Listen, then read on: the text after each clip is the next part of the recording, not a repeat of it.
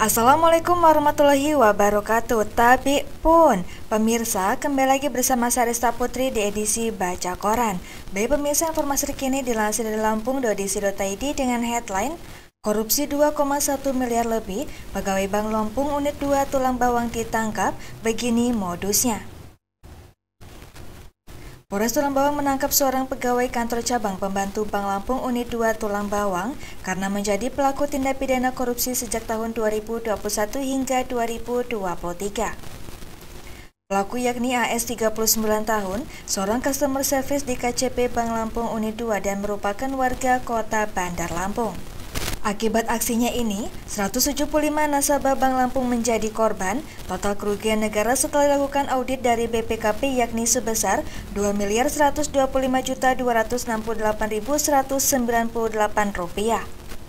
Kapolres Tulang Bawang, AKBP James H. Hutajulu mengatakan bahwa modus operandi pelaku yakni dengan mengajukan pembuatan kartu ATM baru dari nasabah yang pasif.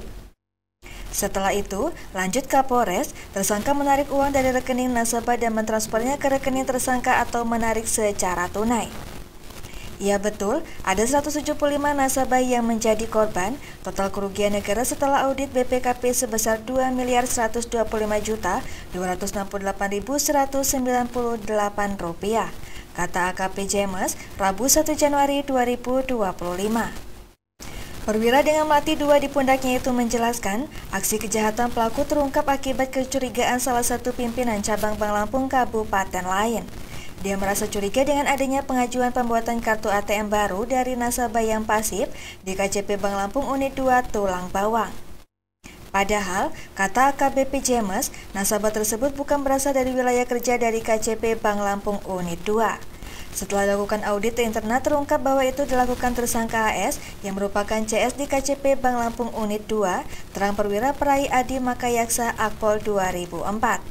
Tersangka AS kini ditahan dan dikenakan pasal 2 ayat 1 atau pasal 3 junto pasal 18 Undang-Undang Pemberantasan Tindak Pidana Korupsi. Tersangka terancam dengan pidana penjara seumur hidup atau pidana penjara minimal 4 tahun dan maksimal 20 tahun dan denda paling sedikit Rp200 juta dan paling banyak Rp1 miliar. Baik pemirsa, beralih ke informasi selanjutnya yang dilansir dari tanggamus.co.id dengan headline Kejahatan narkoba di Tanggamus pada tahun 2024 meningkat 16%.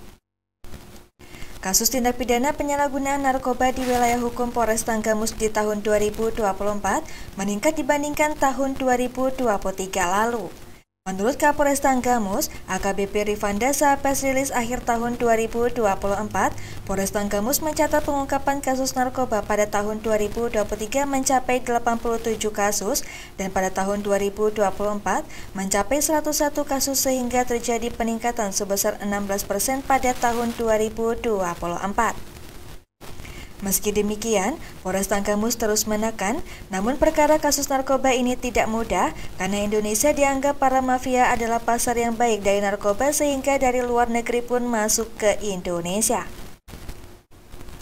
Dilanjutkan Kapolres, dalam hal ini Polres Tanggamus terus melakukan penegakan hukum, pemberantas khususnya narkoba sesuai perintah Presiden RI Prabowo Subianto, sebab narkoba dapat membahayakan dan merusak masa depan generasi muda. Saya berharap peran serta dari masyarakat, para tokoh masyarakat, tokoh pemuda, tokoh agama, maupun rekan-rekan media. Kami tidak bisa bergerak sendiri jika tidak dibantu. Kami berharap kerjasama dan kolaborasinya, kata Rifanda.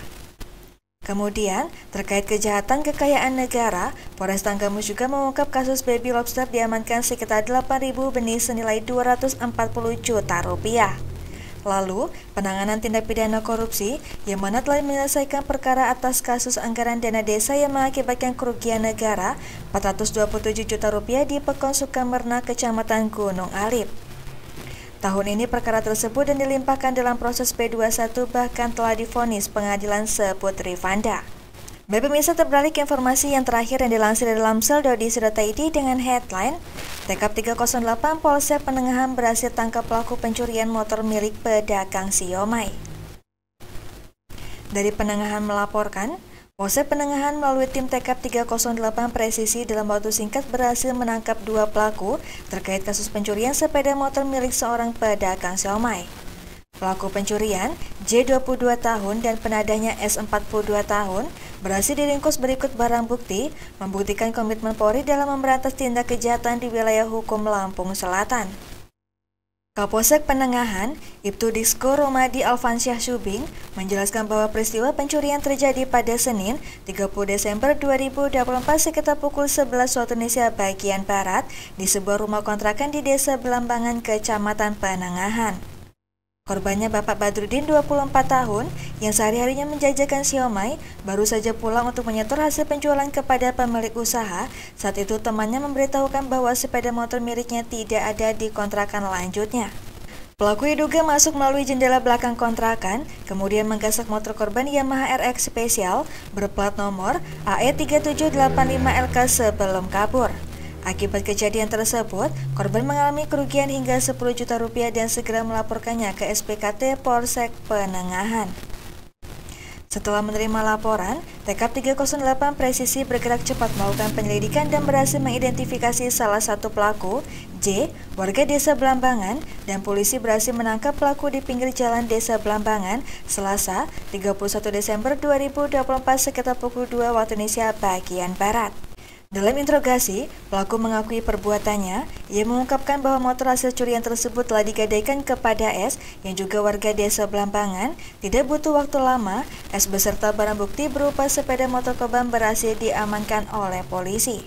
Menurut pengakuan S, sepeda motor tersebut digadaikan dengan imbalan satu handphone merek Realme dan uang tunai sebesar Rp200.000, ungkap Kapolsek Disko Romadi.